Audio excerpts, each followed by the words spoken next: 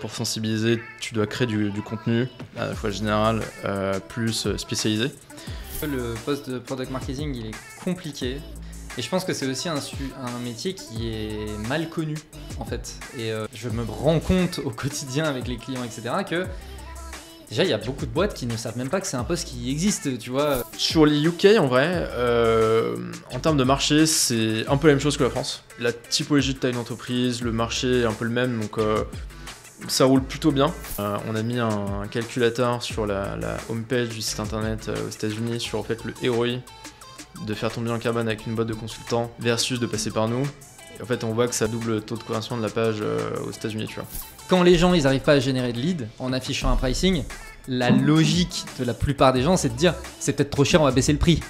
Bah ouais. Tu vois. Et là, en fait, vous vous êtes dit qu'est-ce qui se passe si on le double ?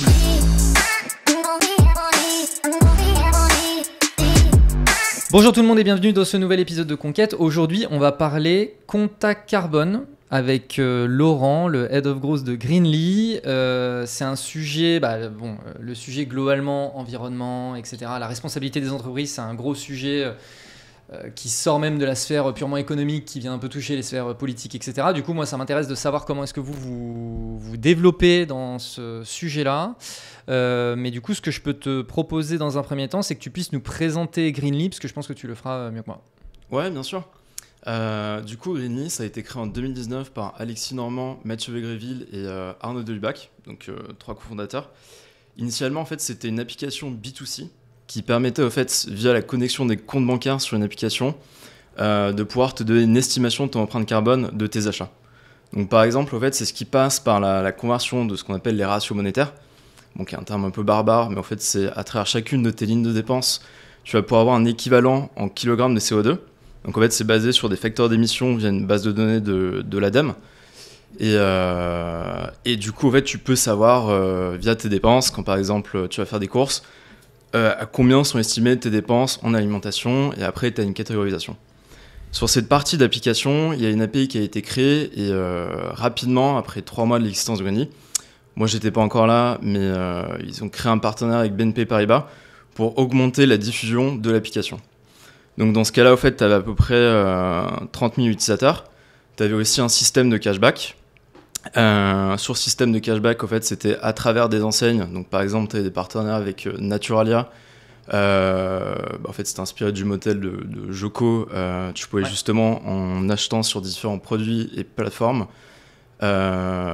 pouvoir gagner du cashback et monter une cagnotte. Il y avait aussi des projets de compensation. Et l'idée, c'était vraiment de donner un outil dans ta poche pour pouvoir réduire tes émissions et commencer à changer un peu ton comportement d'un point de vue écologique. Sauf que le business model des applications peut quand même être très compliqué. Si t'es pas sur une plateforme où tu as vraiment des millions d'utilisateurs, ça peut devenir quand même assez technique, on va dire. Donc il y avait un autre enjeu.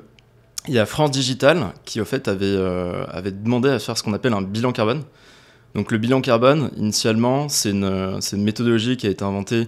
Il y a beaucoup de méthodologies, hein, mais l'une d'entre elles, ça a été inventé par Jean-Marc Jancovici par l'ADEME. Et ça consiste à dresser un peu une photographie des émissions carbone d'une entreprise. Donc, pour ça, au fait, ils ont fait appel à un consultant ils ont recruté quelqu'un qui venait de chez Carbone 4. Ils avaient 3 mois en fait, pour faire un MVP et faire le bilan carbone de France Digital. Il faut savoir que c'est un marché très important. T'as à peu près, c'est un marché à 50 milliards à peu près, qui a presque doublé en l'espace de 15-5 ans. Et l'idée là-dessus, au fait, c'était de passer d'un modèle. Au fait, on était dans un monde où tu avais des consultants avec un TJM qui était très élevé, qui prenait beaucoup de temps, donc qui était adressé principalement aux grandes entreprises. Et en abaissant le coût, en automatisant une partie des calculs du bilan carbone, on est passé sur un modèle où, au fait, on va diviser par 10 le prix du bilan carbone.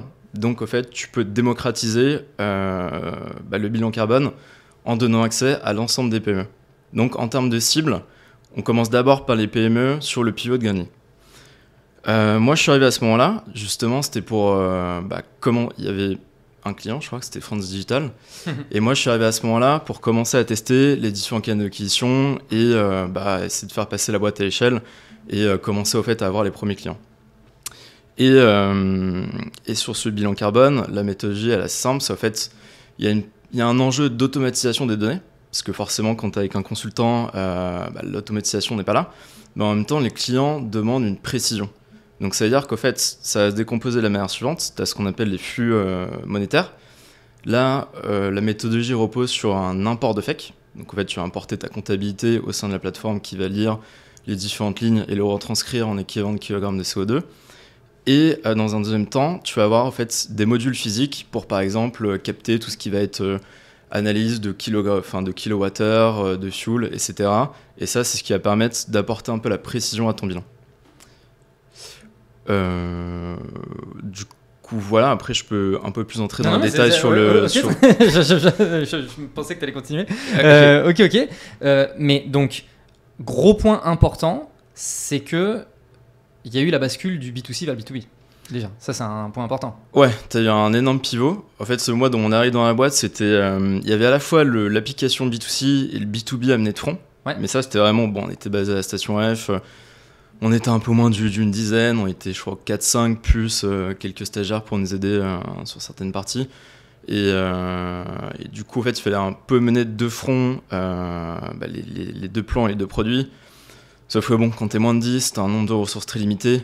Développer à la fois une application et un SaaS, c'est quand même assez technique. Et la problématique qui s'offrait à nous sur l'application, c'est qu'en fait, il y avait une très bonne acquisition à bas coût. Donc on était à peu près à 30-50 000 utilisateurs. Le problème, c'est que les courbes de rétention, c'était vraiment one shot. Parce que toi, en fait, en tant que citoyen, tu vas mesurer, en fait, tu vas vouloir savoir à l'instant T, c'est quoi tes émissions, est-ce que tu es au-dessus de la moyenne ou non. Et on avait une problématique et un enjeu à faire revenir les personnes sur la plateforme. Donc en fait, quand on a commencé à pivoter sur la partie plus adressée aux entreprises, tu vois, on a toujours eu pas mal de leads. Moi, justement, en fait, quand je suis arrivé, j'ai regardé les courbes de rétention sur l'application mobile. On se rendait compte qu'à plus 6 mois, ça tombait à 0. Donc en fait, c'est un panier percé. C'est-à-dire que tu vas injecter de l'argent sur Facebook, sur différents canaux. Et in fine, en fait, ça va pas te permettre de croître et d'avoir une base d'utilisateurs saine pour vraiment commencer à rentabiliser le modèle. Même avec le système de cashback, qui, j'imagine, était typiquement une fonctionnalité qui pouvait potentiellement permettre de faire de la rétention. Ouais, même avec ce système-là, en fait, c'était pas game changer. L'enjeu, c'était vraiment, vendre l'API de l'application à certaines banques. Sauf que la problématique des banques, c'est que dans le premier cas de BNP Paribas, ça s'est plutôt bien passé pour eux. C'est-à-dire, tu vois, en 2 mois, ils ont closé.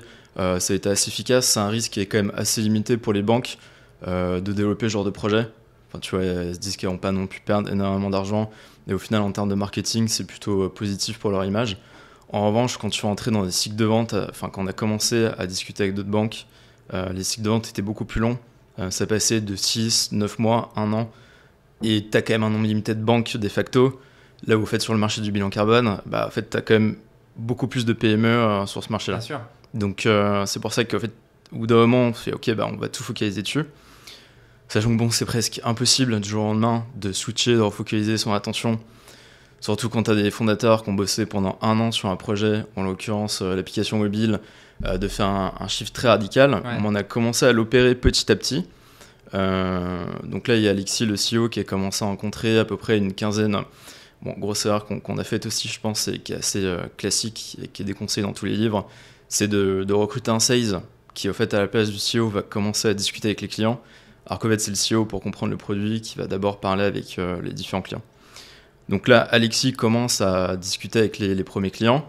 On commence à adapter le produit, à comprendre certaines choses. Tu vois, par exemple, au début, on était vraiment sur un discours d'automatisation marketing pur et dur, alors qu'in fine, les entreprises qui veulent, elles, dans leur bilan carbone, c'est aussi de la précision. Donc ça va passer par l'ensemble d'ajout des modules physiques et des différentes briques nécessaires au service pour son fonctionnement. Et en parallèle, du coup, moi j'arrive, je fais un état des lieux. Juste avant d'arriver chez Greenly, j'avais passé un peu plus d'1 an dans une boîte qui s'appelle Ecov. Donc en fait, c'était du covoiturage domicile-travail et c'était aussi une application. Donc j'étais plutôt rompu à l'exercice du B2C que du B2B. Mais vu qu'il y a 1 milliard de vidéos en ligne sur ces sujets-là, en gros, je dis OK, en fait, vu qu'on a un marché qui est conséquent, l'idée, de manière assez classique pour faire de l'outbound, ça va être très simplement d'utiliser les listes, D'ailleurs, on est dans le reco, donc c'est un sacré clin d'œil.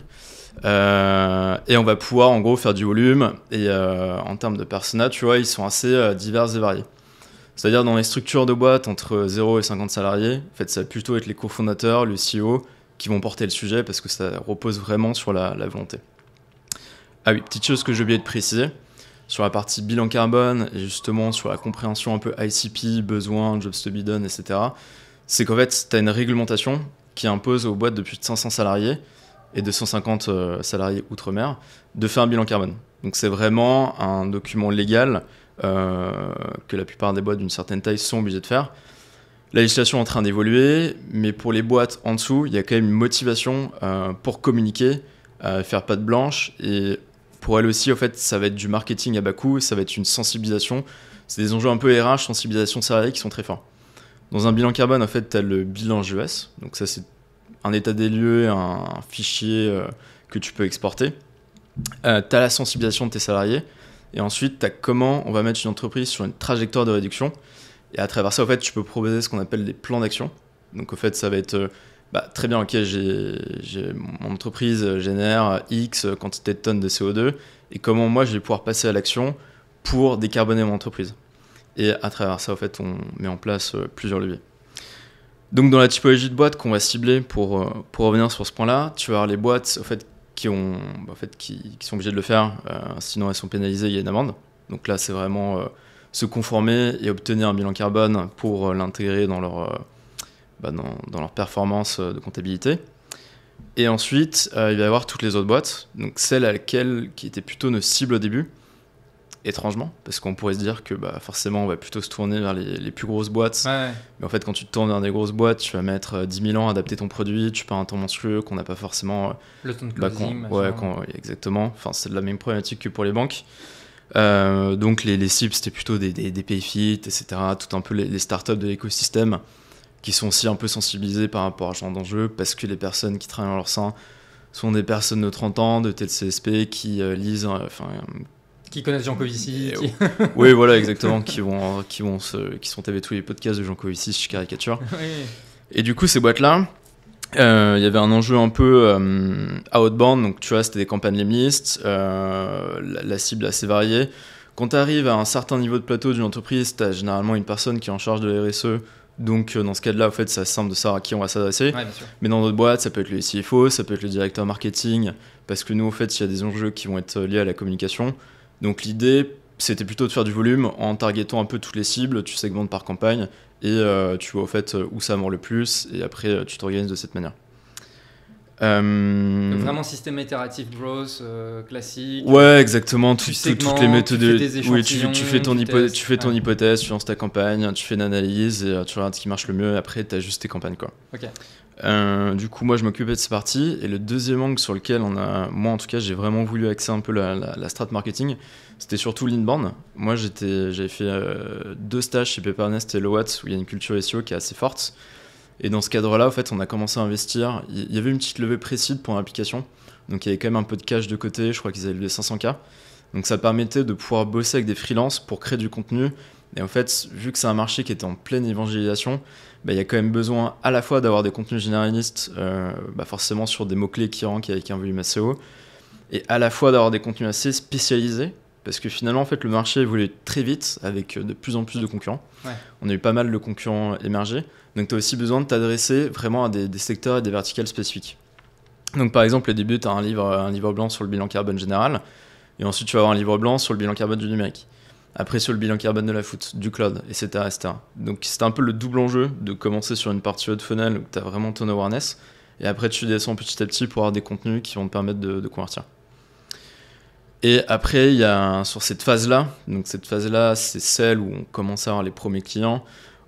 Pendant les premiers mois, c'est un peu chaud entre guillemets, mais dans le sens où en fait, on a toujours des leads qui tombaient.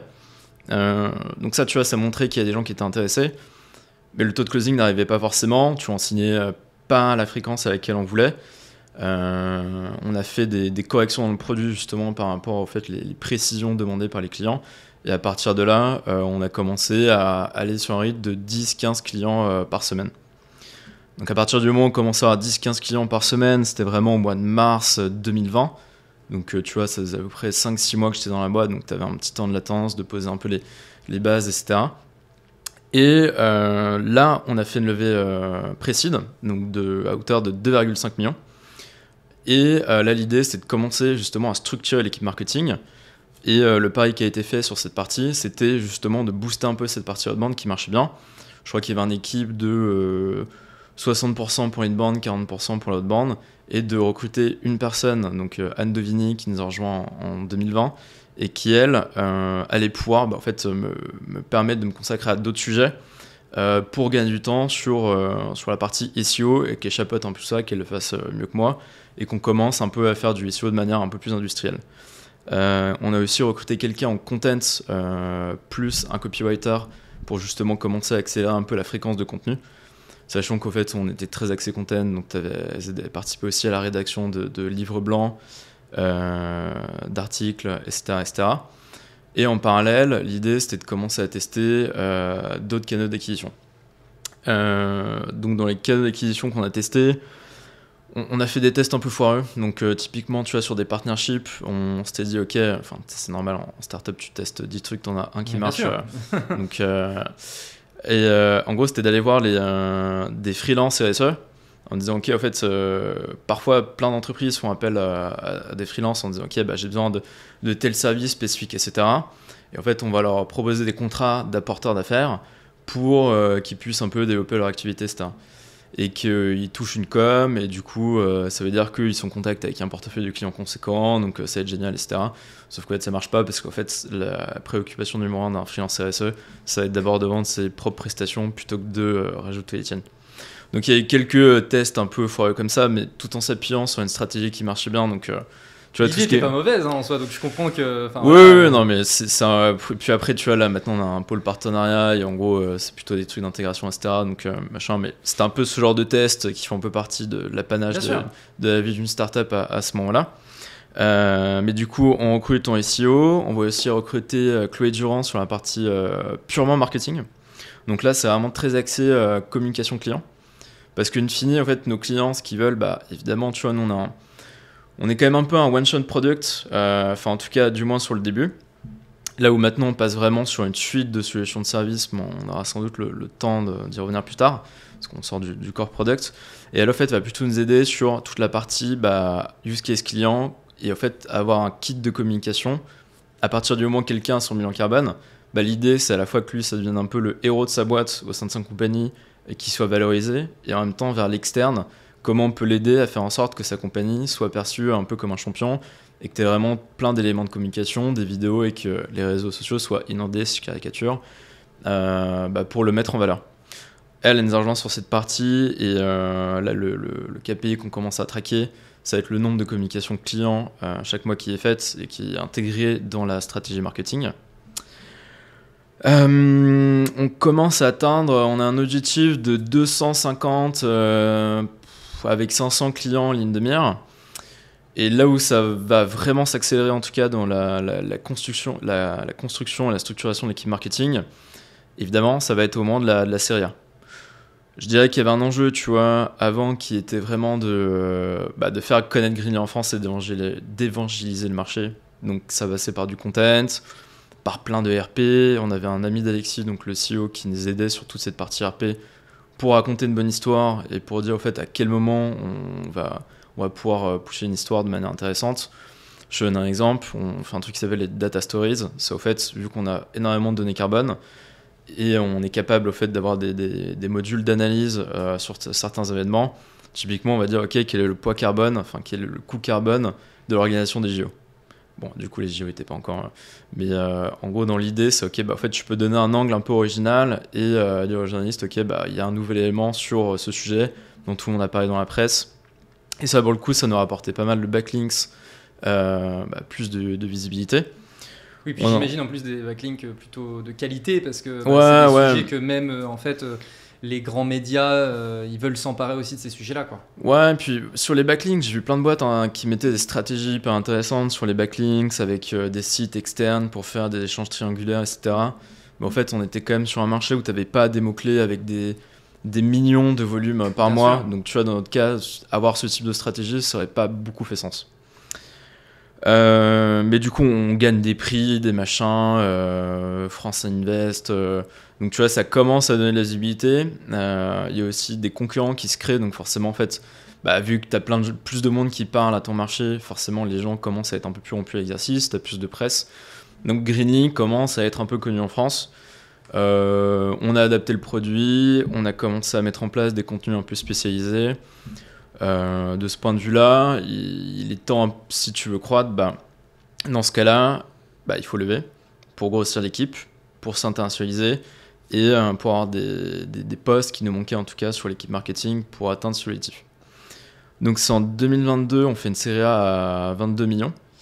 Là, l'idée, c'est de s'internationaliser au UK et aux US. Donc les US, tu vois, c'est un énorme marché qui peut faire un peu peur, mais l'idée, c'est de se dire si on est premier à aller là-bas. Enfin, il y a déjà des acteurs locaux, mais le marché est tellement titanesque que c'est pas forcément problématique. En disant, ok, si on est les premiers à aller là-bas, en fait, winner takes all, et du coup, ça peut être payant. Sachant que c'est un marché où on savait que sur les sujets écologiques, qui est quand même beaucoup moins avancé sur ce type de problématiques, de sujets de produits, quoi.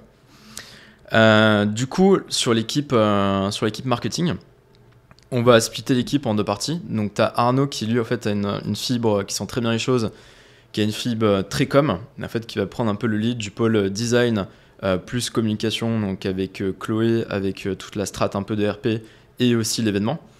Et moi, qui ai peut-être un profil un peu plus analytics data, en gros, ça va être une squad. Enfin, évidemment, la construction, c'est pas fait tout de suite, mais ça va être une squad d'acquisition, dans lequel on va retrouver SEO avec Anne. On a recruté Jean-Marie, qui lui avait un profil peut-être un peu plus senior et qui a déjà bossé dans pas mal de startups pour gérer un peu tout le budget. Parce que là, tu te retrouves avec un budget ads de presque 2 millions. Donc forcément, tu multiplies par 5 et il faut quand même le suivre de manière un peu plus mathématique et quotidienne que parfois, au fait, on lance une campagne, on regarde quelques jours plus tard ce qui s'est passé, mais il n'y a pas vraiment de suivi quotidien. Et les autres postes sur lesquels on avait besoin de se muscler, donc il y avait la partie un peu CRM. Donc là, on avait un enjeu, c'est un rôle assez central, parce que c'est une articulation un peu entre le produit, les sales, la plateforme, et qui doit nous permettre à terme de pouvoir augmenter la fidélisation de nos clients. Dans la mesure où, en fait, ce qu'on va vouloir, tu vois, c'est déjà, il y a un premier enjeu sur la partie CRM. Ça va être comment on accélère la phase de vélocité d'une étape dans notre CRM, d'une étape à une autre. Donc là, typiquement, ça va être OK de regarder le passage d'une démo à une opportunité à un close one, et en fait, de comprendre quel est le type de contenu qu'on va pouvoir envoyer aux utilisateurs. Il y a une autre partie, c'est au fait comment on va pouvoir mettre nos clients sur une trajectoire de réduction. Parce qu'in fine, ok, tu as un bilan carbone, c'est bien, mais du coup, au fait, ce qu'on veut, c'est un peu gamifier l'ensemble de la plateforme et dire, ok, on va mettre en place un système de médailles et un système de points. Et ça, on voit qu'en termes de rétention, d'impact, d'échange qu'on a avec le client, c'est un impact très fort. C'est-à-dire que, ok, en fait, maintenant que tu as eu ton bilan carbone, pour le réduire, et ça, c'est ce qu'on a mis un peu au centre de la stratégie marketing, c'est tu vas vouloir engager tes fournisseurs. Parce qu'un bilan carbone, ça se compose du scope 1, qui sont les émissions directes d'une entreprise, scope 2, qui sont les émissions indirectes, et le scope 3, qui représente la plus grande part de tes émissions carbone, c'est les émissions de tes fournisseurs. Donc par exemple, c'est-à-dire que tu as un Mac, en fait, tu te dis, ok, dans ta boîte, c'est un montant infime des émissions carbone de ton entreprise, mais pour le fret, les fournisseurs avec lesquels tu travailles, etc., en fait, ça veut dire que c'est une part énorme. Dans ce cas, il y a deux use cases, on va dire. Le premier, en fait, ça va être les grandes entreprises qui vont vouloir mettre en place une politique d'achat responsable. Prenons par exemple le cas de Forestia ou Ubisoft, qui sont nos clients, enfin Ubisoft qui est notre client et Forestia qui en a travaillé, et qui ont une armée d'acheteurs au sein de leur entreprise, et elles n'ont pas forcément de logiciel pour faire face à la comptabilité carbone qui se met en place. Comptabilité carbone qui peut-être dans quelques années sera aussi nécessaire qu'une comptabilité financière, et qui ne dispose pas d'informations et de récoltes sur le comportement carbone de leur entreprise. Du coup, le rôle sur lequel on va se mettre, c'est on va scorer l'ensemble des fournisseurs à travers un questionnaire. Alors le questionnaire, dans un premier temps, il ressemblait pas à grand-chose, c'était une page Webflow qui était très moche, avec des données qui remontaient mal, etc. Donc c'était vraiment le MVP du MVP avant l'heure. Mais on voit qu'il y a quand même quelques mecs qui répondent. Donc on se dit, ok, c'est plutôt encourageant. Et est-ce qu'on pourrait pas baser est-ce qu'il n'y a pas d'intérêt à apporter à nos clients là-dessus? Et en même temps, est-ce que c'est pas un moyen pour nous de trouver notre gros loops? Moi, j'aime beaucoup aller sur le blog de Reforge où tu as des articles qui sont assez intéressants. Et notamment, tu vois, Slack, tous les trucs de Growth Loops, qui est le nouveau funnel growth. Slack qui va inviter un utilisateur, qui en invite un autre, etc. On se dit, en fait, là, il peut peut-être y avoir un effet un peu boule de neige sur cette partie, tout en permettant de constituer la solution bilan carbone qui va permettre d'avoir l'outil le plus précis du marché. Parce qu'en fait, toute la quantité de données qu'on va accueillir sur nos clients, on va pouvoir la réinjecter dans le bilan carbone. Donc, on construit une page Webflow, on voit que des premiers mecs commencent à répondre, etc. Sauf que bon, l'état des lieux, on ne peut pas vraiment répondre. Tu vois, en fait, tu sais pas si le contact du fournisseur de ton client, c'est vraiment le mec qui est en charge des sujets RSE dans son entreprise. Donc c'est vraiment une espèce de système de chaîne de Ponzi où tu dois vraiment remonter le fil de l'eau jusqu'au bon mec. Donc là, on se dit, ok, en fait, on va essayer de le construire via un produit. Et il y a un shift qu'on a fait en 2022 à peu près, c'est qu'en fait, il y a beaucoup d'éléments de nos produits qui sont construits en low-code via Retool pour en fait beaucoup plus d'agilité. On va beaucoup plus rapidement en termes d'exécution produit par rapport à ça.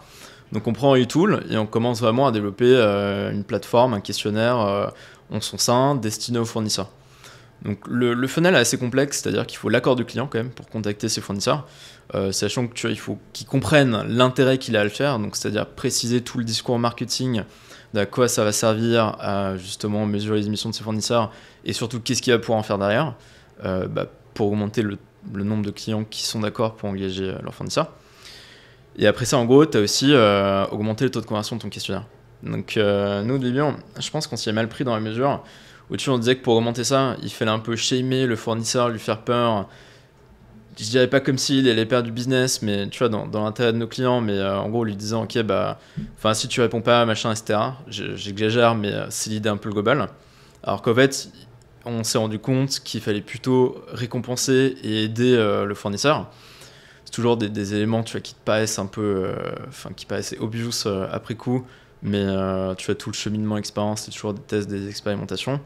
Et à partir du moment en fait, on a commencé à mettre en place un système de médailles pour les fournisseurs dès qu'ils répondaient, des plans d'action, un salaire de support, etc. On a un taux de conversion du questionnaire qui est passé à l'ordre de 80%. Et parce qu'au fait, ensuite, tu peux dire ok, très bien, on va pouvoir vous accompagner. Au bout d'un moment, tu vois, tu as un espèce de network effect. Donc, c'est-à-dire, on commence à scorer plus de 30 000 fournisseurs. Donc forcément, ceux qui ont les meilleurs scores climat, tu vas pouvoir les mettre en avant auprès de ton client. Donc c'est aussi valorisant pour eux. Donc tu as peut-être une notion d'apport business. De l'autre côté, on va organiser des webinars pour faire comprendre un peu la méthodologie du questionnaire. Mais on voit qu'il y a quand même une réaction parce que tous les fournisseurs qui ont une mauvaise note, tu vois, ça va de A jusqu'à E, tous les fournisseurs qui ont E, ils sont un peu en panique. Donc si quelqu'un a peur quand tu fais quelque chose, tu te dis ok, en fait, on a vraiment une matière sur laquelle on peut travailler. Et ce qui aurait été plutôt négatif, c'est que personne ne réponde, quoi. Donc tu as cette stratégie fournisseur qu'on met en place. Et après, tu as la structuration un peu des data que tu envoies sur ton CRM. Et là, du coup, tu vois, on est parti sur une stack technique assez classique. Donc, Segment, Retool, et on envoie toutes les données de BigQuery sur HubSpot. Et après, en gros, tu as des sales qui peuvent être en contact avec ces fournisseurs pour les aider justement à avoir un meilleur score. Et ça repose un peu sur une stratégie de lead gen. Et tu as aussi le deuxième cas de figure, juste rapidement, sur la partie plutôt grandes entreprises. Là, je dirais que le pouvoir de force, c'est un peu inversé. Parce qu'en fait, si tu as une entreprise comme Ubisoft qui va aller voir son fournisseur et qui travaille depuis longtemps et qui représente une part de chiffre d'affaires non négligeable chez ce fournisseur, forcément, en gros, la personne qui est en face va être beaucoup plus à l'écoute, dans le sens où tu as un rapport de force qui est peut-être beaucoup plus vertical, quoi. Et généralement, ces entreprises, vu qu'en fait, c'est une facturation annexe, c'est plus du bilan carbone, c'est vraiment juste concentré sur la décarbonation de la chaîne de valeur. Elles vont organiser des webinars. Donc en fait, tu vois, quand tu es avec le responsable de l'achat d'Ubisoft, tu as 200 suppliers, 200 fournisseurs qui sont dans le call, forcément, le dialogue et la discussion n'est plus la même, quoi. Ok. C'est top, tu nous as fait une super détail de l'histoire, c'est hyper intéressant. Je me permets d'interrompre l'épisode pour vous présenter Bulldozer, l'entreprise derrière la production de ce podcast. Bulldozer est un collectif spécialisé en marketing et growth et notre job, c'est de maximiser la performance marketing et commerciale des entreprises sur l'ensemble de leur funnel, donc de la génération de leads à leur conversion et leur rétention. Pour ça, on s'appuie sur différents leviers, le premier étant notre pool de plus de 200 experts qui composent le collectif et qui nous permettent d'adresser des sujets aussi divers que la demand gen, l'outbound, le SEO, les RevOps, etc. Ainsi qu'une méthode de travail scientifique, data-driven et qui exploite ce qui se fait de meilleur en termes d'outils et technologies. On a accompagné plus de 200 clients depuis notre création en 2022 et parmi nos références, on trouve des super boîtes comme Aircall, Salesforce, Payfit ou Mooncard, pour ne citer qu'elles. Si vous aussi, vous souhaitez faire de votre marketing non plus un simple générateur de leads ou de notoriété, mais bien un générateur de revenus, je vous mets un lien vers notre site internet en description. Écrivez-nous, je pense qu'on peut faire de très belles choses ensemble. Allez, on reprend.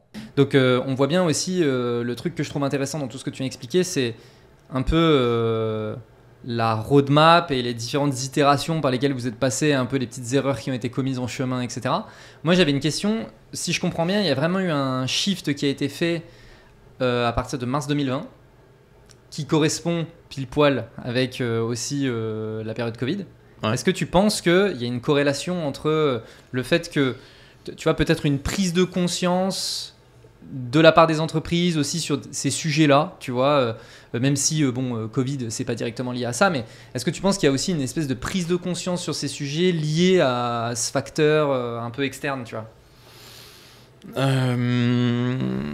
Est-ce que ça a influencé le marché? Je pense que c'est plutôt que les éléments étaient réunis en termes de liquidité. Enfin, je pense que les années 2020, 2022, par rapport à l'écosystème des startups, il y avait une espèce d'âge d'or. Oui. Où tu avais un niveau de liquidité monstrueux, tu as des boîtes qui ont fait des énormes levées, et que c'est plutôt que les conditions sur un marché qui avait été préparé par rapport à une approche consultante, mais il n'y avait pas encore eu de solution mise en place pour démocratiser ça. Ouais. Et qu'en fait, tu vois, le fait de le démocratiser, de l'ouvrir, ça a un peu aiguillé la curiosité des gens, des entreprises. D'accord. Et qui s'accompagnait aussi d'un projet un peu législatif. Et en fait, il y avait des lois, des projets qui étaient... Parce que c'est très réglementé, tu vois, toutes ces réglementations. Même là, en fait, il y a un truc qui arrive qui s'appelle la CSRD. Et en fait, ça, c'est un peu la plus grosse vague sur le monde de la RSE depuis tous les temps, qui débarque en 2025 et qui, en fait, demande aux entreprises de reporter sur différents volets de la RSE. Donc, je pense que c'est plutôt un facteur de liquidité, de normes réglementaires qui évoluent, plus de solutions technologiques qui sont créées, qui ont permis de faire ça, quoi. D'accord, ok. Moi, il y a un sujet quand même qui m'intéresse. T'en as parlé très rapidement sur certains petits aspects, mais entreprise de plus de 500 salariés ou 150 salariés outre-mer, enfin voilà, obligation. Le reste des entreprises, pas d'obligation. Puis j'imagine qu'on parle exclusivement de la France, en fait. J'imagine qu'aux US, en plus, les réglementations sont différentes. Ouais, aux US, il n'y a pas vraiment... Enfin, c'est pas un marché qui est très réglementé sur ces aspects-là. Donc, t'as pas d'obligation, c'est contraignant. Ok, c'est peut-être un élément porté en interne, etc. Mais concrètement, comment est-ce que tu fais pour amener les gens à s'intéresser à ce sujet, à prendre ce sujet en main, alors qu'ils n'ont pas d'obligation à le faire et que a priori c'est plutôt une contrainte, tu vois? Ouais, bien sûr. Du coup, ça reprend un peu ce que je disais sur la première partie. Donc, tu vas savoir qu'en fait, forcément, il faut sensibiliser. Donc, pour sensibiliser, tu dois créer du contenu, à la fois général, plus spécialisé. Et il y a un sujet qui était important pour nous, c'était le sujet un peu du product marketing. Donc, tu vois, la première part du product marketing, pour moi, ça va être la partie un peu, déjà, in fine, tu vois, tes premiers ambassadeurs, c'est quand même tes SDR. Donc, que tes SDR soient bien formés. Même, tu vois, maintenant, on parle le concept de product engineer plutôt que d'avoir des SDR dans des équipes SaaS B2B. Donc, ça nécessite que vraiment tes SDR en tant qu'ambassadeur soient très très bien formés. Du coup, un moment, donc c'était plus sur 2022-2023, on a recruté un poste de product marketing. C'est un poste quand même assez complexe et technique, dans la mesure où en fait, il y a un scope très très large. Si tu as envie de cocher chacune des cases du poste de cette personne, en fait, elle va jamais rien faire parce qu'elle va être sur trop de sujets à la fois. Ce qui est une erreur qu'on a commise à plusieurs reprises. Ensuite, on a décidé que la partie product marketing, ça voulait dire formation et training des sales. Donc là, on a une personne en interne qui s'appelle Dana Siongo, qui est arrivée chez Greenly il y a presque 1 an maintenant, et qui, elle, en fait, va vraiment charger d'accompagner les SDR et de faire le pont entre les sales plus l'équipe marketing. Et en fait, la partie plutôt product communication, c'est-à-dire, tu vois, d'informer un utilisateur quand tu as une nouvelle feature de disponible. En fait, on écoutait un podcast de Brian Chesky, le CEO d'Airbnb, et en fait, ce qu'il disait, le travail d'un product manager s'arrête pas quand la feature est prête, elle s'arrête quand le client commande les features, et c'est la responsabilité des product managers chez Airbnb. Et on trouvait que c'était une sorte de changement de paradigme qui était intéressante. Du coup, on s'est dit, ok, désormais, c'est les product builders qui vont être en charge de communiquer sur leur propre release au sein de la plateforme et de s'occuper de la partie communication. Comme ça, on détache un peu tout le sujet com et on responsabilise un peu les gens. Ce qui est une valeur de Greenly, c'est ownership. Donc ça tombe bien.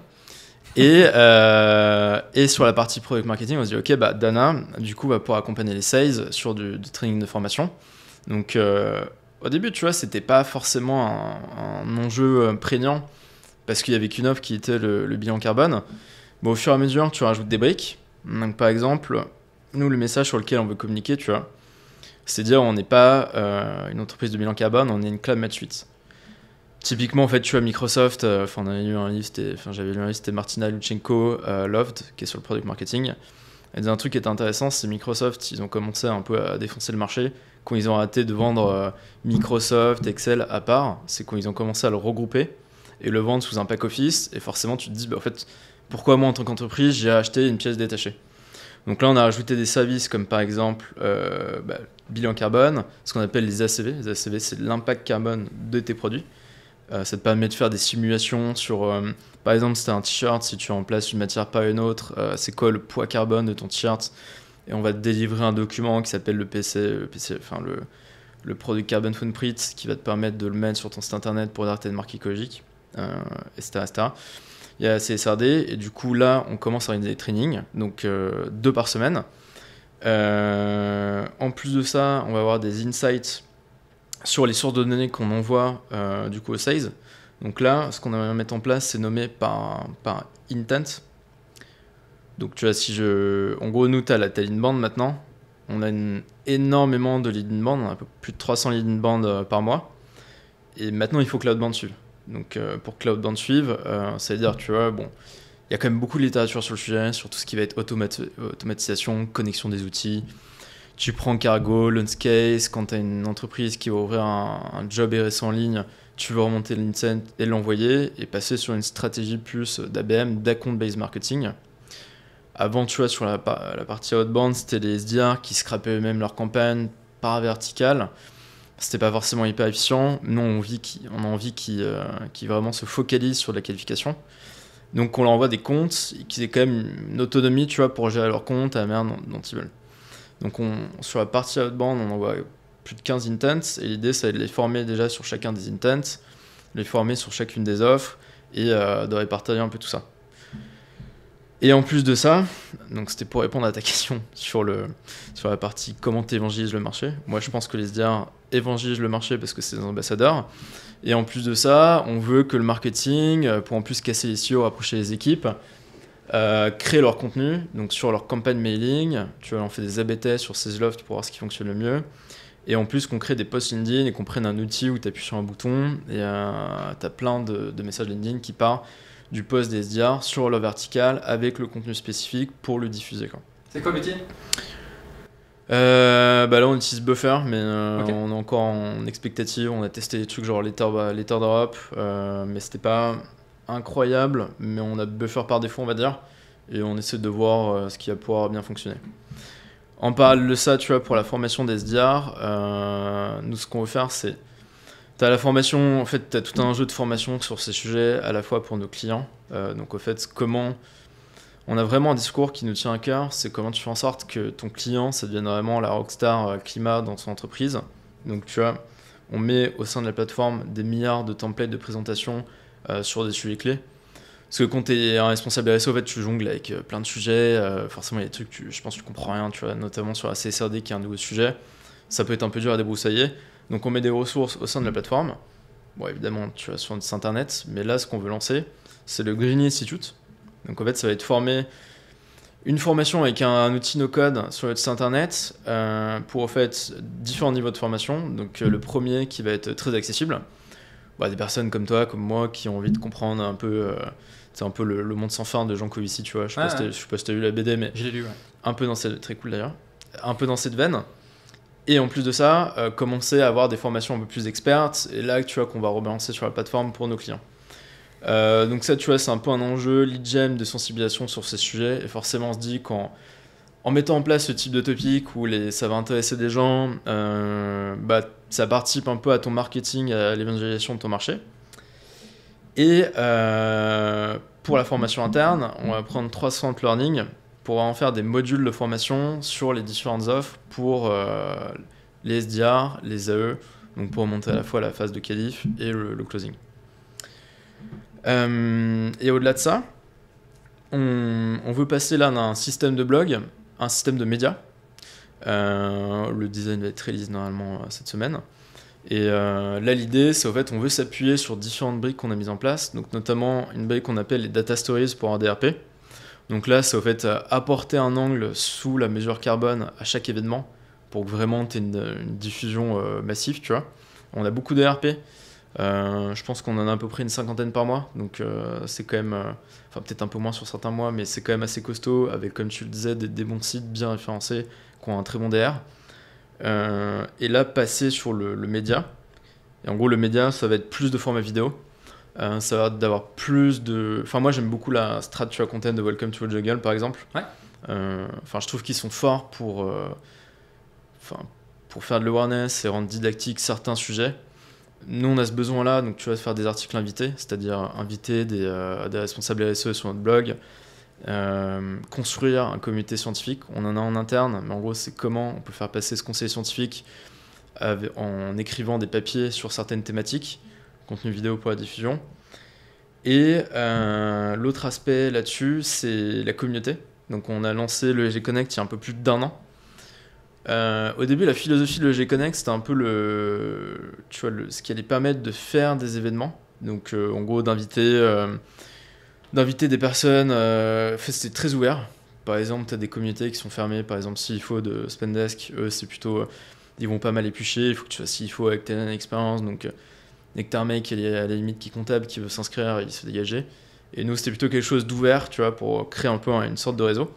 On a 1300 membres dessus. On a réussi à créer un channel Slack qui est actif. Et on voit qu'il y a pas mal de nos clients qui justement rejoignent cette communauté. Donc on va inviter tous les mecs qui ont NPS, enfin tous nos clients qui ont NPS entre 8 et 10 pour qu'ils puissent un peu monter en compétences les uns avec les autres. Et aussi les connecter via un outil qui s'appelle Matcha. Je sais pas si tu connais, mais... De nom, je me souviens plus ce que c'est. Ouais, en fait c'était Midi à l'ancienne. Ils ont fait un rebranding et maintenant ça s'appelle Mazza. Et du coup, en fait, tu peux te connecter, réserver un call client. Enfin, tu peux avoir accès à l'ensemble de notre base de clients, réserver un call avec eux. Et en fait, si tu as des problématiques sur, par exemple, mettre en place un plan d'action pour décarboner les transports au sein de ta boîte, tu vas pouvoir réserver un créneau avec ce client particulier. Et aussi, tu vois, c'est logique dans la mesure où là maintenant on a un plateau, on a 2000 clients, donc forcément, tu vois, en termes de network, ça commence à devenir intéressant.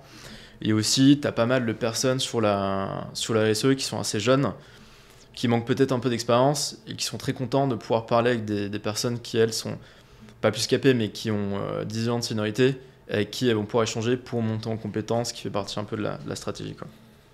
Ok. Du coup, voilà. Et aussi sur la partie product marketing, il y a eu quelques ratés sur ce poste-là, tu vois. C'est très dur. En fait, on a vraiment fait une vague de recrutement sur la période 2022 où on a recruté. On a splitté l'équipe marketing un peu en deux, mais les gens bossent ensemble. Côté growth, on a recruté 7 personnes en un quarter.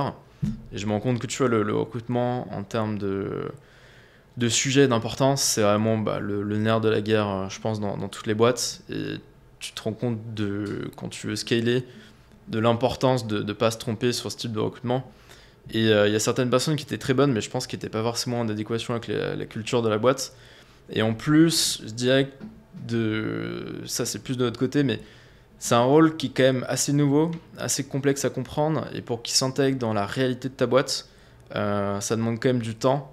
Et je trouve que maintenant, tu vois, on comprend beaucoup mieux c'est quoi les attentes au fait du poste et ce que ça signifie au sein de la boîte, quoi. Et de pas d'être réaliste, parce qu'en fait, si tu as une personne, maintenant tu en as deux, parce qu'en fait, tu as Ferrol qui est un des premiers employés qui justement reprend cette partie un peu new offers et product marketing, mais de vraiment être très laser focus sur un scope de ce volet-là. Sinon, en fait, si t'as pas la capacité de recruter plus de personnes, tu vas te noyer, quoi. Je suis vraiment d'accord sur le fait que le poste de product marketing, il est compliqué. Et je pense qu'une des raisons pour lesquelles il est compliqué, c'est, bon, comme tu l'as dit, c'est un métier qui englobe tellement de sujets que, en fait, voilà. Et je pense que c'est aussi un métier qui est mal connu, en fait. Et tu vois, j'avais fait un épisode de Conquête spécifique sur le product marketing avec Marion Dusign. Et une des raisons pour lesquelles j'avais fait cet épisode, c'est parce que je me rends compte au quotidien avec les clients, etc., que déjà, il y a beaucoup de boîtes qui ne savent même pas que c'est un poste qui existe, tu vois, et que l'intérêt du truc, ce serait quoi le scope, tout ça. Et donc, ouais, je suis 100% d'accord avec toi.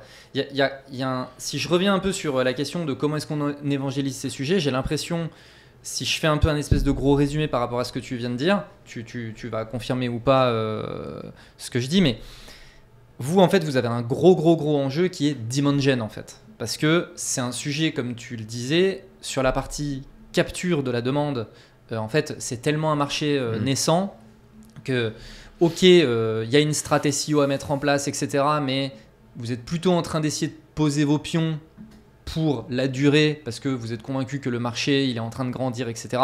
Mais aujourd'hui, la capture de la demande, elle est quand même assez limitée. Donc, effectivement, il y a un gros travail de demand gen. Ça passe par du contenu. Donc, tu mentionnais tout à l'heure les e-books, typiquement. Donc, j'imagine qu'effectivement, il y a un gros sujet e-book RP et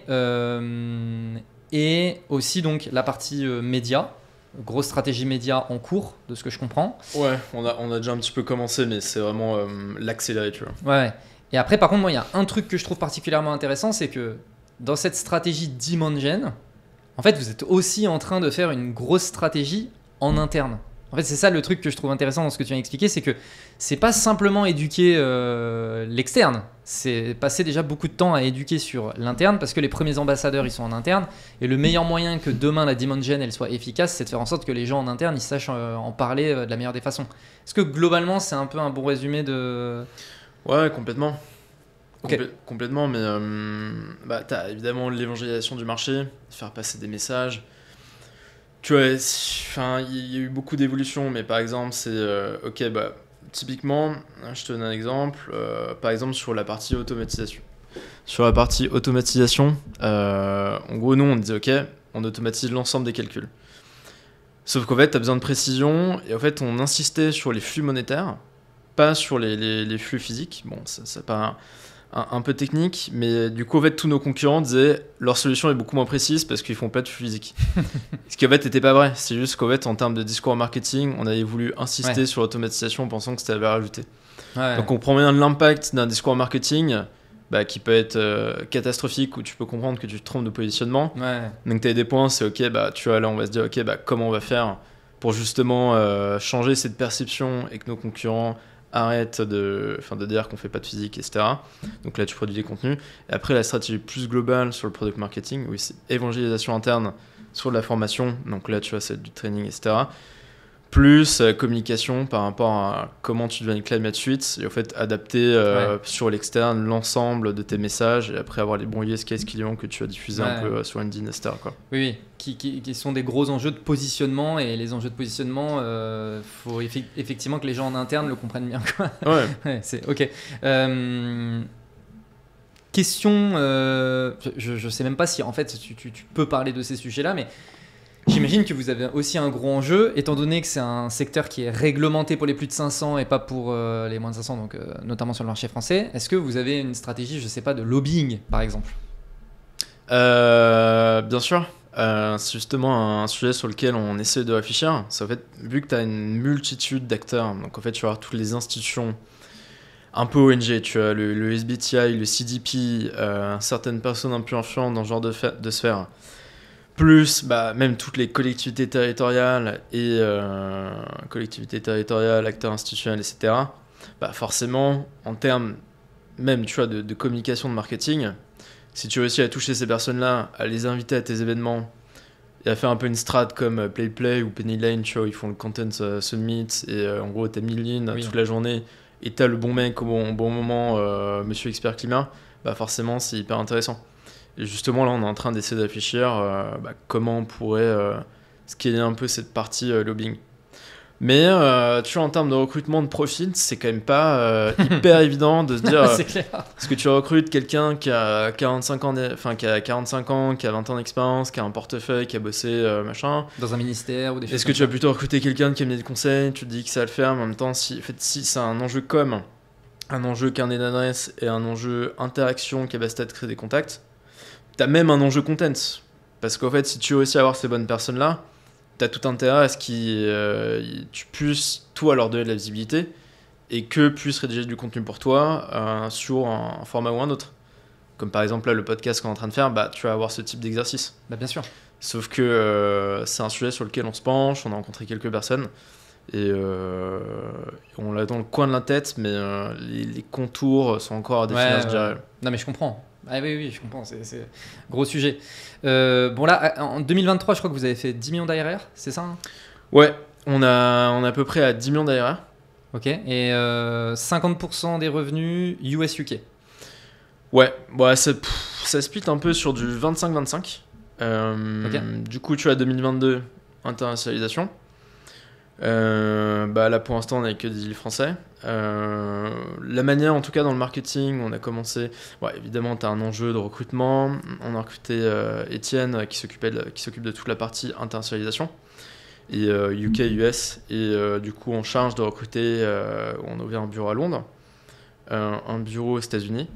Nous ce qu'on va faire c'est déjà on met en place on commence à c'est un peu la stratégie de l'hameçon, t'envoies plein de campagnes dans différents pays, tu vois où c'est vraiment le mieux. On voyait qu'on avait quand même des résultats sur la partie UK et US. On commence à adapter notre site internet, donc tu vois d'un point de vue SEO, l'enjeu était quand même assez fort parce qu'en fait tu multiplies par 2-3 la taille de ton site.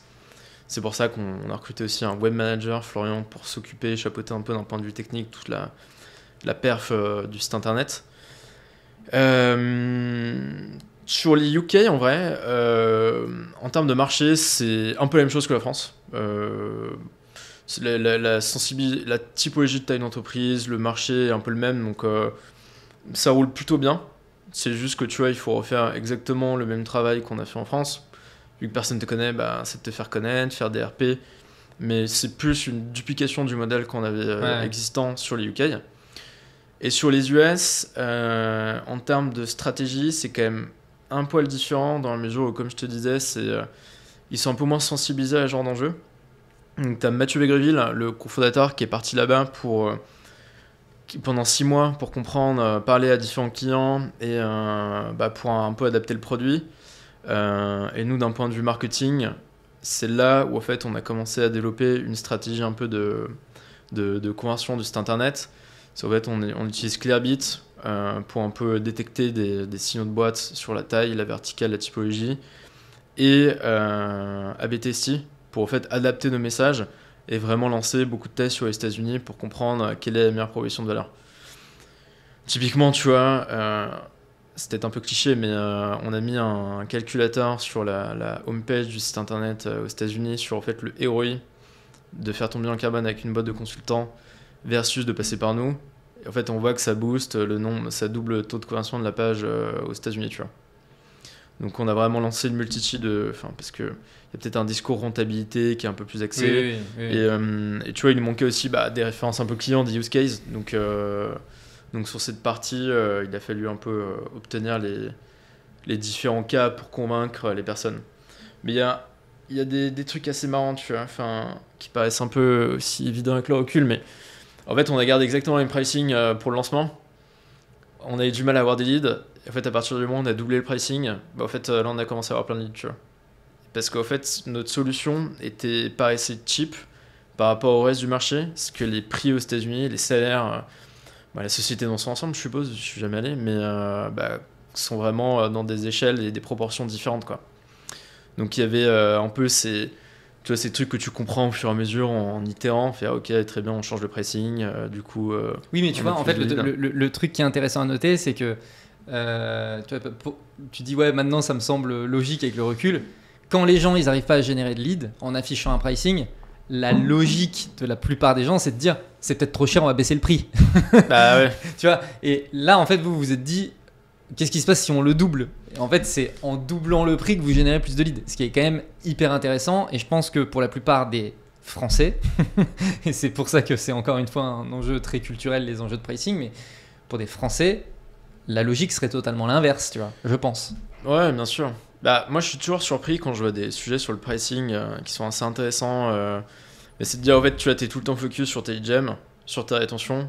Alors qu'en fait, parfois, si tu fais un changement de pricing, bah, ça va ça va avoir un impact beaucoup plus gros sur ton business. Complètement. Que les deux autres normes sur lesquelles on est tout le temps focus, quoi. Complètement. Et d'ailleurs, dans les enjeux de product marketing, l'enjeu de la monétisation et du pricing, etc., du packaging de l'offre, mais c'est un enjeu majeur. Ouais, bah nous on a fait des milliards de, tests sur le packaging. En fait, au début on n'avait pas de package, c'était par taille d'entreprise, sans possibilité. Mais pourquoi on a commencé à avoir un système de package? C'était parce qu'en fait on a commencé à avoir une équipe DM, donc tu vois, pour générer de l'upsell. Vu que maintenant en fait on a vraiment 2000 clients, on commence à avoir une rétention qui s'est améliorée, bah en fait il faut vendre des offres, et la discussion des M avec les clients en fait était un peu difficile sur s'il n'y avait pas un système de package pour vendre. Et en plus en termes de visibilité, comment on se distingue de nos concurrents, c'était un peu plus compliqué. Genre tout le monde fait du bilan carbone, nous on veut mettre sur une trajectoire, on a un système de médailles, il fait que ça se reflète aussi dans notre package, quoi. Et sur les États-Unis, il y a aussi une particularité, c'est que les cycles de vente sont beaucoup plus longs avec des paniers moyens beaucoup plus élevés, quoi. Ok. Et est-ce que vous avez pu observer, c'est limite une question rhétorique, mais que en fonction des États, naturellement, il y avait une prise de conscience sur les sujets qui étaient différents? Ouais, bah, tu regardes, rien que sur Google Analytics, sur le trafic sur ton site internet, bah, c'est New York et la côte ouest, quoi. Donc forcément, j'imagine bien. Ouais, t'en reviens aux grandes villes, métropoles versus à l'intérieur du pays, ceinture de rouille, où les mecs s'en foutent complètement de ce genre de sujet, quoi. Oui, j'imagine que vous n'avez pas énormément de leads en Pennsylvanie ou des ouais, choses comme ça. C'est un peu une caricature, mais on est quand même assez proche de la réalité. Bah oui. Non, mais c'est sûr. Ok. Toi, au sein de l'équipe Growth, est-ce que du coup vous avez splitté des compétences aussi en fonction des pays?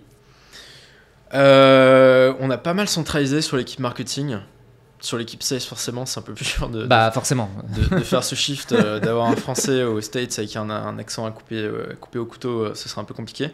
Mais on a internalisé les compétences c'est vraiment sur la partie France.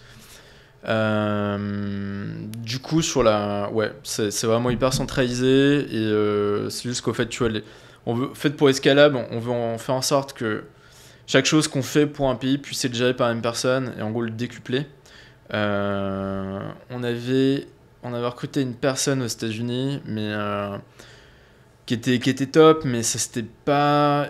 Elle a voulu partir, et en même temps il y a un problème parce que je pense qu'il y a un facteur qu'on a négligé, c'est vraiment l'isolement. En fait, elle était toute seule dans sa ville, perdue au fin fond de la montagne. Évidemment, elle a des contacts par visio. Mais je pense qu'au bout d'un moment, en fait, elle se sentait un peu, peut-être pas forcément intégrée en termes de contact à l'entreprise et à l'équipe. Et c'est pour ça que du coup, il y a eu ce départ. Et en fait, on s'est dit que si on recrutait une personne pour gérer le marketing aux États-Unis, on ferait plutôt en interne pour qu'elle soit intégrée sur l'équipe sur le marché français. Et en termes de suivi de follow, c'est quand même, je pense, beaucoup plus simple, tu vois. Je pense que le modèle, tu vois, vous avez des bureaux sur Paris?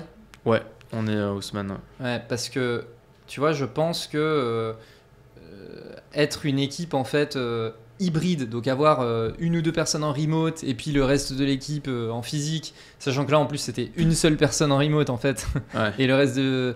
C'est souvent compliqué. Hein. En fait, souvent c'est tout ou rien, tu vois. C'est soit full remote et en fait du coup tout le monde prend un peu cette habitude et ça fait partie de la culture, soit en fait tout le monde côte à côte. Là, avoir une seule personne en remote, c'est quand même Nous, ça rend l'exercice difficile. Hein. On est sur un modèle qui est vraiment hybride. En fait, tu as une liberté totale, tu fais ce que tu veux.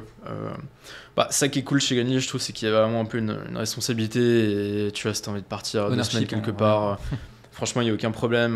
Tant que tu fais ton taf, que ça se passe bien, etc., il n'y a aucun souci là-dessus. Après, je pense que ça dépend beaucoup du profil des personnes. Oui. Moi, je me rends compte qu'en fait, tu as des personnes qui, elles ont aucun problème avec ça. C'est dans leur personnalité, elles se sentent plutôt safe, donc il n'y a pas de problème. Par contre, avec des personnes qui ont peut-être tendance à être un peu plus angoissées, je me rends compte que ça peut être un peu source de stress. Parce qu'en fait, vu que tu n'es pas en contact avec les gens, tu peux te demander ce que la personne en face pense. Donc ça nécessite en fait, d'avoir une culture de feedback qui est très forte au sein de la boîte, en permanence, d'en donner ce qu'on a, je pense, et ce qu'on essaie d'avoir et d'améliorer. Mais vraiment de dire tout le temps ce que tu penses, d'évaluer un peu tout le temps le travail, pour qu'il y ait une totale transparence et que la personne, tu vois, se sente un peu en sécurité. Parce que je suppose que si tu as quelqu'un qui a une personnalité un peu angoissée, qui n'est jamais en contact avec les personnes de l'équipe, à part en physio ou à part durant un séminaire sur un trimestre, tu peux un peu cogiter dans ton coin et ça peut un peu renforcer ton angoisse naturelle, je dirais. Ouais, je suis assez d'accord. Donc, équipe marketing centralisée. Et ensuite, du coup, comment est-ce que vous localisez notamment vos contenus à l'international ? Les localiser, c'est-à-dire tout ce qui est traduction de contenu, tu vois, contenu international. Écoute, là c'est plutôt simple. Hein. Enfin, on a une roadmap produit on a une roadmap content avec un système de tag par pays, etc. Où en fait, on se pose au début de chaque quarter, on dit ok, voici un peu l'allocation qu'on a envie de faire par rapport aux résultats marketing qu'on a eu. Et après ça, en fait, on bosse avec 2 traductrices.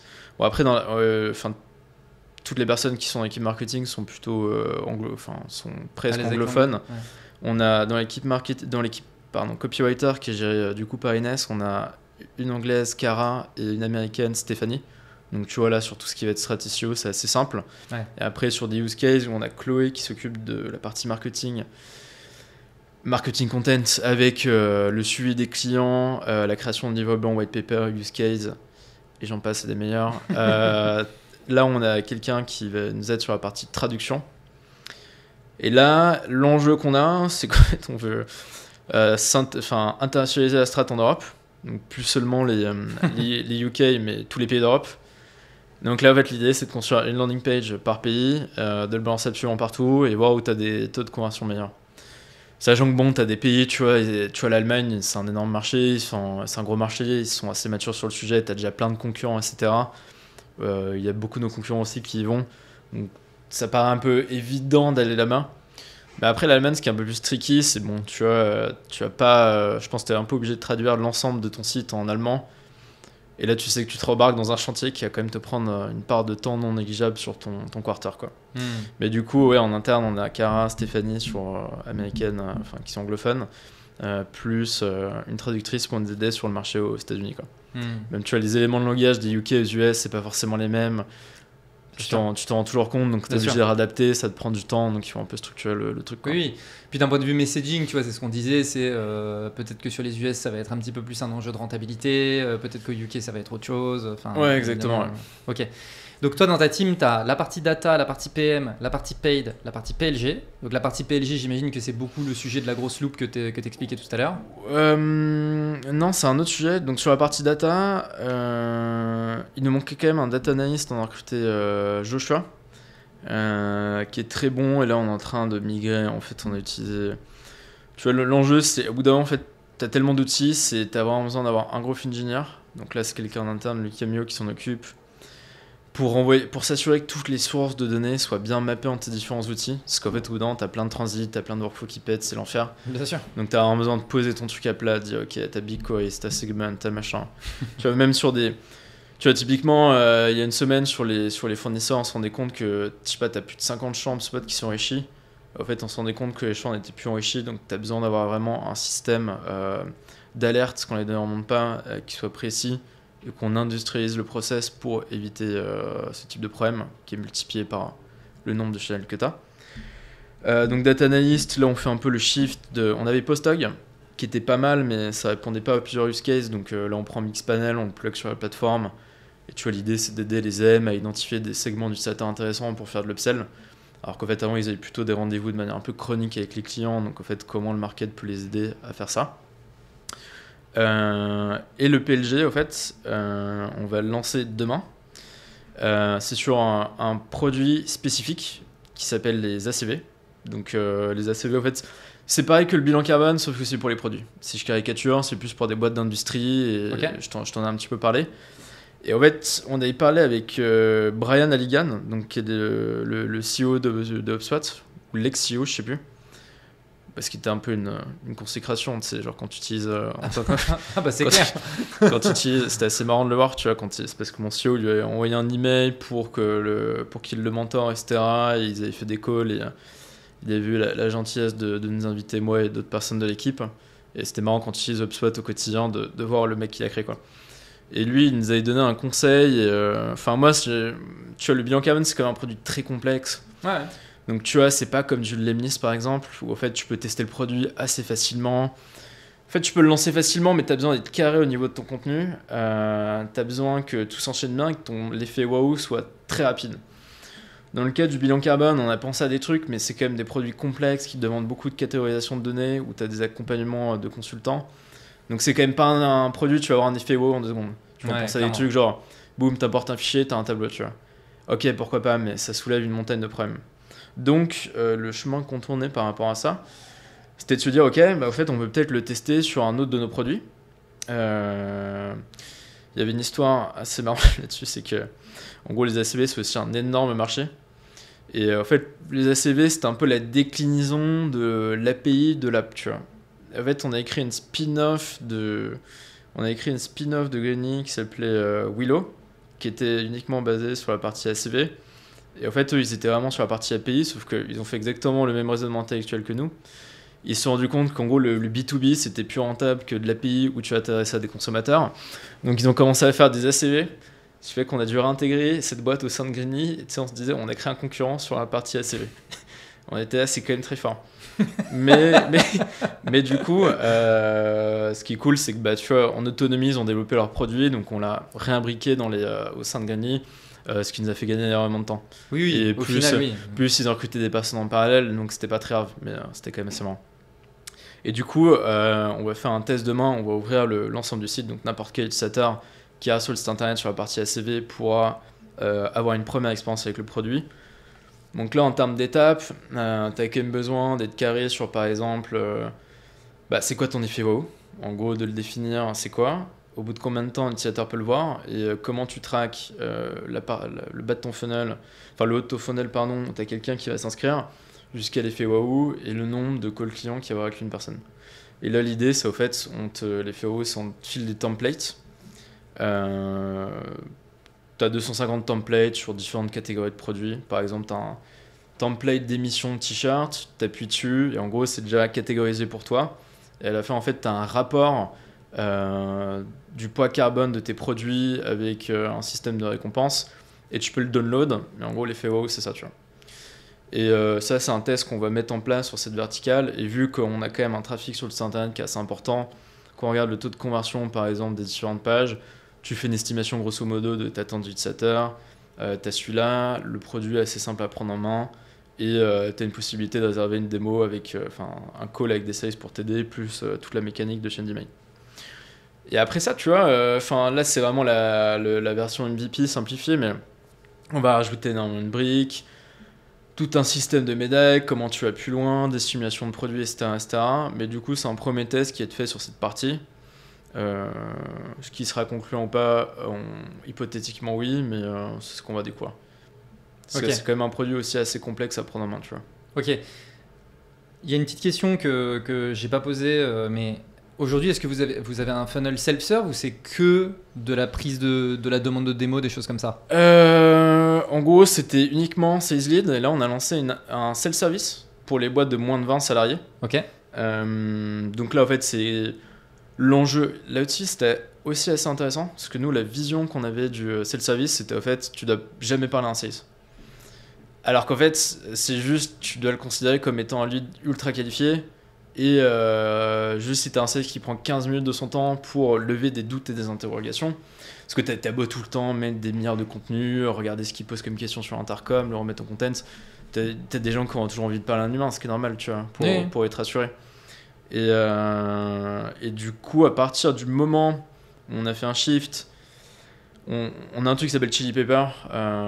Ça, c'était assez pratique qu'on l'a mis en place. Parce qu'en fait, on se rendait compte que tu vois, tu sais, au bout d'un moment, quand t'as de plus en plus de démos, bah forcément, t'as une équipe de inbound sales qui sont limitées. Donc, ils vont devoir appeler, je sais pas, faire 150 calls sur des mecs qui vont pas répondre. Chili Pepper, ça te permet de booker avec un espèce de routeur un meeting dans l'agenda des SDR, et en fait ils ont ça, donc ça tourne sur les différents pays. À partir de là, on a à peu près doublé le nombre de self-service. Là, on a un objectif de 40 close one sur le Q1. On est à peu près à 30. Au début, tu vois, t'avais 0 mecs qui souscrivaient. Maintenant, t'en as à peu près un peu plus de 12 par mois. L'enjeu pour nous, c'est d'arriver à, tu sais, quand t'as 100 self-service sur un quarter, bon, mon CEO te dirait par mois, mais déjà, on va commencer par le quarter.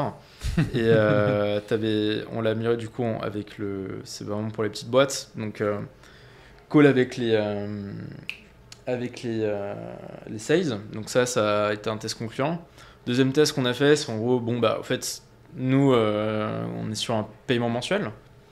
On peut aussi, tu vois, faire ce qu'on vend, c'est l'engagement sur 3 ans pour une trajectoire de réduction. Plus c'est no-brainer, t'as pas la problématique de est-ce que ou non ton client va te churner qu'on vend. Mais pour le sell-ça, on se dit ok, bah en fait, tu vois, plutôt que de mettre un paiement mensuel, on mettant en paiement par mois, faisons le test et voyons ce qui se passe, tu vois. Donc ça, c'est un truc qu'on a lancé il y a 2 mois. Et la troisième brique à ça, bah en fait, t'as le sales, pricing, et ensuite t'as la partie plus personnalisation website. Comment tu fais en sorte de détecter si une boîte fait moins de 20 salariés, et comment, si elle fait moins de 20 salariés, tu peux bloquer le plus possible son parcours sur le site internet pour augmenter ton taux de conversion. Et ça rejoint un peu la mécanique dont je te parlais avec A/B testing plus Clearbit. Et ça aussi, ça a eu des bons résultats. Ça n'a pas fait exploser le truc comme on l'aurait espéré, mais ça a permis d'augmenter. Et la problématique, c'est qu'en fait, au bout d'un moment, quand tu as fait tes milliards de tests, etc., tu te dis, comme l'inbound, il y a un livre que j'adore, c'est From Impossible to Inevitable de Jason Lincoln. Sur l'inbound, tu as un effet plateau. Donc tu te dis, ok, bah, comme le self-service, tu te dis, ok, c'est cool, on augmente, mais au bout d'un moment, tu fais un effet plateau. Bah, en fait, c'est quoi les next steps? Et les next steps, tu vois, t'as ouvert son produit, quoi. Sauf que, vu la complexité du produit, etc., c'est pas forcément quelque chose qui se prête à une stratégie un peu product-led growth. Ok. Mais du coup, si je reprends aussi ce que tu mets dans cette strate de PLG, c'est beaucoup lié justement au fait de tester des choses sur le self-serve avec potentiellement un peu la partie product, le petit produit à ouvrir que la personne elle puisse faire l'expérience du produit, etc. quoi. Complètement. Moi, je pense que, tu vois, même le self-service, c'est vraiment le truc, presque un laboratoire d'expérimentation. Ouais, je suis d'accord. On doit considérer comme tel. Pour les ACV, on va peut-être éviter de le considérer comme tel parce que c'est quand même ça peut représenter un chiffre d'affaires important. Donc là, c'est peut-être un peu plus structuré. Mais tu vois, c'est un peu les 2 trucs sur lesquels on fait des tests. Donc, tu as le lancement demain, tu as le self-service. Et sur le self-service, on dit, ok, bah en fait, là, il faut peut-être qu'on. C'était là, on va vouloir aller plus loin en se disant, ok, bah testons quoi. Ouais, je comprends. Ok, toi, c'est quoi les datas que tu regardes au quotidien? Bah, en gros, ça je l'ai pas encore évoqué, mais là il y a, tu vois, sur les suppliers, en fait, il y a la partie suppliers. Donc tu vois, en fait, là ça va être depuis l'accord du client sur le nombre de clients qui sont OK pour engager leur fournisseur jusqu'au close one. Bon, en fait, si je réponds de manière très synthétique à ta question, c'est énormément les trucs classiques, genre démo, opportunité, close one. Tous les jeux du marketing, j'essaie de le mettre sur du close one. Parce que tu vois, même en termes de rémunération des gens, bah, c'est toujours un sujet sur certaines choses qui peut être un peu considéré comme une injustice ou non. Après, l'idée, c'est de faire preuve de souplesse. Mais par exemple, si quelqu'un est objectivé sur des opportunités, sauf qu'en fait, les opportunités ne closent pas, elles se terminent en close one, et que tu rémunères cette personne, c'est-à-dire que son revenu n'est pas indexé sur celui de l'entreprise, donc que l'entreprise est pénalisée. Et en même temps, si tu discutes avec cette personne et que tu lui dis tu le mets sur du close one, elle va te dire bah ouais, mais en même temps, c'est des opportunités, du coup, je peux me faire pénaliser par rapport à ça. Donc, moi, j'essaie vraiment de me focus et de mettre les OKR marketing sur du close one. Ensuite, tu vois, sur les ads, bah, ça va être vraiment tous les trucs. On va vraiment essayer de se focaliser sur des valeurs absolues, genre lead, close one, plus ROI. Là, on a un enjeu qui est assez fort d'intégrer les salaires justement sur cette notion de ROI et de CAC. Tu as trois niveaux de CAC différents. Tu as le CAC de ta démo, tu as le CAC de ton close one et tu as le CAC après avoir réintégré les salaires. Et forcément, l'idée, c'est d'atteindre un seuil de rentabilité par rapport à ça, quoi. Et ensuite, peut-être un peu plus original, c'est la partie sur l'intégration d'équipes produits dans une partie de l'équipe marketing. C'est ce qu'on appelle la squad Customer Journey. Donc moi, je travaille avec Nils, qui est un product manager sur cette partie. Et là, c'est comment, en fait, l'objectif, grosso modo, c'est comment on va pouvoir limiter la rétention au maximum du client. Et en fait, là-dessus, on a mis en place un système de points dans la plateforme. Donc, tu vois, l'idée, ça va être d'avoir un OKR qui est concentré sur la partie points gagnés / passage de médaille à une autre de nos clients, parce que ça traduit de son engagement. Ensuite, tu as plein de KPI qui vont découler de ça, tu vois. Tu vas être le nombre de connexions post-report, parce que fut un temps, il y avait très très peu de clients qui, après avoir obtenu leur bilan, ils le téléchargeaient, ils se barraient, quoi. Ils se barraient, ils revenaient pas sur la plateforme, ou alors ils étaient en contact avec une personne en physique. Mais nous, c'est comment en fait tu peux capturer et engager à travers la plateforme et que tu aies vraiment un usage très récurrent par rapport à des campagnes mailing, etc. Donc, tu as le système de points gagnés par les utilisateurs au sein de la plateforme. Et ensuite, tu as un OKR qu'on a voulu un peu corréler avec justement l'équipe marketing pour créer une cohérence. C'est le nombre de 50% de nos clients font une communication externe sur une plateforme. Et après, on va découler, on va analyser un peu les cohortes de rétention sur de logging. Là, ce qu'on veut mettre en place, tu vois, typiquement, c'est en fait comprendre. Tu as un tableau clé sous forme de cohorte avec les clients concernés, ceux qu'on renew. Et en fait, tu regardes s'il y a une corrélation entre l'utilisation de certaines features ou non, pour se dire, ok, bah, en fait, il faut qu'on se focus là-dessus, quoi. Ok. Très intéressant. Et du coup, on voit que c'est vraiment la vraie vision growth, à savoir que là, dans les datas que tu nous as données, il y a des datas qui concernent le market, d'autres qui concernent des sales, d'autres qui concernent le product. Et donc, c'est vraiment, tu vois, ce triptyque growth, t'es vraiment en plein dedans, quoi. Donc, ouais, c'est un objectif qu'on a, c'est un peu de casser les différents silos. Parfois, je trouve les silos, c'est un truc qui revient sous. Enfin, en fait, quand tu penses les avoir un peu vaincus et t'as brisé cette barrière, ils reviennent tout le temps. Et du coup, c'est tout le temps de comprendre un peu. Tu vois, typiquement, sur le market, t'envoies des leads, t'envoies un intense. En fait, vu que l'inbound est très fort, on essaie un peu de faire des pas sur la stratégie un peu outbound, donc un peu les sales, tu vois. C'est en gros tous les MQL. D'ailleurs, c'était en écoutant un de tes podcasts que ça m'avait donné l'idée, c'était avec le CRO d'Agicap, Michael Jordan. Exactement. Et lui, il a dit un truc qui était intéressant, c'est qu'en fait, il considérait que les MQL étaient un peu une source à froid. Et du coup, il fallait la réchauffer, et du coup, il filait tous les MQL aux outbound. Et du coup, ça, je me suis dit, bah tiens, ça peut être un truc qui peut aider.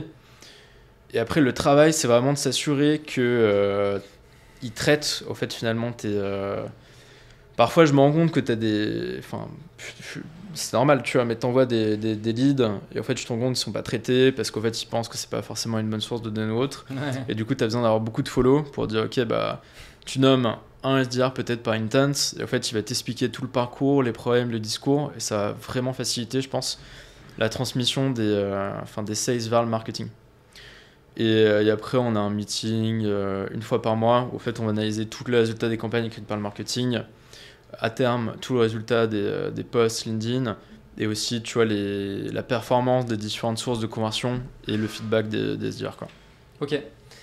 Je suis d'accord là pour tu sais, impliquer l'équipe sales, ce que tu viens de dire là, sur le fait de chauffer les MQL. La problématique, c'est qu'il y a beaucoup de sales, en fait, appeler des leads qui sont qui sont pas complètement chauds, flemme, tu vois. Et du coup, effectivement, c'est hyper important d'impliquer les sales dans un peu cette espèce de démarche. Ça demande quand même un peu d'éducation. Et donc, 100% d'accord. C'est quoi les prochains défis de Greenly ? Les prochains défis de Greenly ou sur l'équipe marketing ? Bah, les deux. Ok. Là, du coup, ça va être, comme je te disais, un peu constituer une climate suite. Je crois que ça va être de constituer une climate suite, donc un peu la métaphore de Microsoft avec le pack Office. Ouais. Et en fait, tu vois, on va accompagner d'un point de vue marketing ce discours de climate suite avec un peu le discours, une méthodologie un peu old world versus new world. C'est-à-dire que le old world, en gros, c'est un peu le monde des consultants, en fait, qui est pas vraiment fait pour être collaboratif. Alors que maintenant, en fait, ce que les gens cherchent, c'est des effets de réseau, à se connecter les uns avec les autres, à avoir du training continuellement sur leur formation pour devenir meilleurs. Parce qu'au final, on le voit bien d'un point de vue concret. Tu vois, par exemple, toi et moi, on fait du marketing, on fait du marketing et tu as des milliards de ressources dessus pour te former. Sur les sujets de RSE, tu n'en as pas énormément si tu fais ce taf-là, quoi. Donc parfois, tu peux être un peu isolé et l'idée, c'est de les former sur ces sujets et au fait d'intégrer des nouvelles briques de produits, notamment sur la partie CSRD. Tu vois, juste là-dessus, c'est une législation qui va être mise en place en 2025 et qui, en fait, va pénaliser des milliards d'entreprises si elles ne font pas le bon reporting. Et en fait, les données sont tellement titanesques parce qu'elles sont concentrées sur tous les volets de l'ESG, enfin les 3 volets de l'ESG. Environnemental, sur lequel on est positionné, et qui est peut-être un des plus importants, parce qu'en fait, c'est celui qui est le plus... je ne dis pas ça pour prêcher la paroisse Greenly, mais parce que c'est factuel. Et tu as les 2 autres volets, et nous, la promesse qu'on veut leur donner, c'est ok, en fait, ça va être un no-brainer pour vous. On va s'occuper de vous dire quelles données vous avez récoltées, on les récolte pour vous, et on file le reporting que vous avez filé au mec, et comme ça, vous allez éviter de vous faire taper sur les doigts. Donc ça, c'est une grosse brique produit sur lequel on va travailler. T'as le lancement des ACV en PLG sur lequel on est quand même en train de bosser, qui n'est même pas sorti, donc je pense que ça a demandé pas mal d'itérations. Et puis j'ai compris que c'était imminent, quoi. Donc. Ouais. T'as la partie internationalisation, où là, en fait, il va falloir qu'on fasse des tests sur un peu toute l'Europe. On a aussi lancé les Nordics il y a 6 mois, sur lequel on commence à avoir des premières leads, avec une croissance qui est peut-être un peu trop flat, tu vois, on aimerait bien plus nourrir les AE, mais là-dessus, il y a pas mal de trucs à optimiser. Ok. Et t'as le gros sujet, les 2 gros autres pans, je dirais, c'est le Greenly Institute, tu vois, pour les formations qu'on veut distribuer à l'ensemble des différents leads. Et comment tu passes à une stratégie média. Et tu vois, la stratégie média, au fait, c'est un peu un truc qui, pour moi, on peut intégrer dedans, limite, le sujet communauté. Parce qu'en fait, tu vas vouloir recruter les bonnes personnes pour ta communauté. Et aussi le sujet lobbyiste, un peu... comment tu recrutes quelqu'un qui va te mettre en contact avec les bonnes personnes pour un peu scaler toute ta stratégie d'événement, quoi. Ok. Et sur la strat d'événement, typiquement, et en plus, en fait, déjà tu fais ça sur la France, c'est déjà un gros taf, mais en plus il faut le faire non seulement sur la France, mais sur les UK, où en plus en tant que Français, tu sais, t'as des trucs qui te paraissent instinctifs, tu identifies un peu les influenceurs climat, les personnes qui à contacter sur le marché français. Sur le marché UK-US, c'est forcément potentiellement un peu moins évident, quoi. Ouais, ok. Donc voilà, t'as ces enjeux-là. Et après, je dirais que t'as quand même un truc à garder, c'est le socle de la base de ton travail. C'est comment tu réussis à optimiser un peu tous tes process, etc. Tu vois. Parce que finalement, sur t'as beau récolter des sources de données, si au final elles sont pas traitées, etc. Donc c'est tout le temps formation, process, avoir les bons dashboards pour les bons suivis et t'assurer que c'est bien traité. Par exemple, tu vois, il y a peut-être des données qu'on a vues à un moment, qui ont disparu, qu'il faut remettre. C'est quoi le nombre de touchpoints, combien de fois un SDR va contacter en moyenne un lead, c'est quoi le lead velocity rate, c'est-à-dire la vitesse à laquelle il va contacter le lead. Si t'as un mec qui demande une démo, qui va recontacter 7 jours plus tard, en fait ça va pas, tu vois. Donc il faut avoir un objectif à peut-être... T'as des boîtes, c'est une demi-heure, tu vois. C'est pas forcément le chiffre qu'on donne, mais l'idée c'est de dire, ok, comment on peut aider le SDR à contacter le plus vite possible. Et là, c'est vraiment de l'optimisation sur tout l'existant, quoi. Ok. Ce qui est clairement le challenge du scale. Ouais. Clairement, c'est la définition même. Ouais. Ouais, voilà. Toutes les boîtes qui passent par le scale passent par effectivement cet enjeu-là. Je pense, tu sais, je me rends compte qu'il y a un attrait un peu chez Greenly, peut-être ailleurs. C'est un peu pour la nouveauté et au fait pour les sujets qui te plaisent. Alors qu'en fait, faut être focus, c'est qu'il ait les projets que t'aimes bien et qui servent pas, quoi. Et ça, c'est un peu les choix durs. Et nous, des tests, en fait, on trouvait ça un peu glamour, on aimait bien l'idée, mais finalement, en fait, c'était foireux d'un point de vue lead gem, etc. Et que tu le kills, c'est ce qu'il faut un peu apprendre à faire sur le tas à développer, quoi. Ouais, je suis d'accord. Et surtout, côté marketing et growth, des idées un peu glamour, ça marche pas. Alors qu'en fait, même le Brian Halligan, le mec d'HubSpot, il me disait que les features qui avaient le mieux marché chez HubSpot, c'était les features qu'ils aimaient le moins. Ouais. Enfin, qu'ils avaient le moins envie de lancer parce que c'était le truc le moins stylé. Mais c'est ce dont les gens ont besoin. Donc. Ouais, c'est ça. Excellent. Laurent, merci beaucoup d'avoir partagé tout ça. C'était top. Un truc que j'ai vraiment apprécié, c'est que tu as expliqué à chaque fois les erreurs que vous aviez commises et comment vous avez rebondi dessus. Et ça, c'est un truc... Oui, c'est les parties les plus marrantes au final. Oui, non, mais bien sûr. Mais c'est aussi les parties que beaucoup de personnes que j'ai dans mon podcast essayent de cacher sous le tapis. Et là, toi, tu les as pas cachées, t'en as parlé. Je pense que c'est hyper intéressant et c'est aussi ça que tu vois les gens qui écoutent le podcast retiendront. Donc merci beaucoup pour les gens pas que ça quand même, j'espère. Non, mais évidemment. Pour les gens qui veulent te contacter, je les envoie sur LinkedIn. Ouais, très bien. LinkedIn, je suis souvent dessus. Et c'est top. Donc LinkedIn. Ouais. Merci encore Laurent, merci à toutes les personnes qui écoutent encore l'épisode. N'oubliez pas comme d'habitude les étoiles, le like, les partages, les trucs comme ça. Et puis on se dit à la semaine prochaine. Ciao. Et merci de m'avoir invité en tout cas. Merci à toi. Salut. Do it! Just do it! Don't let your dreams be dreams. Yesterday you said tomorrow, so just do it! Make your dreams come true! Just do it!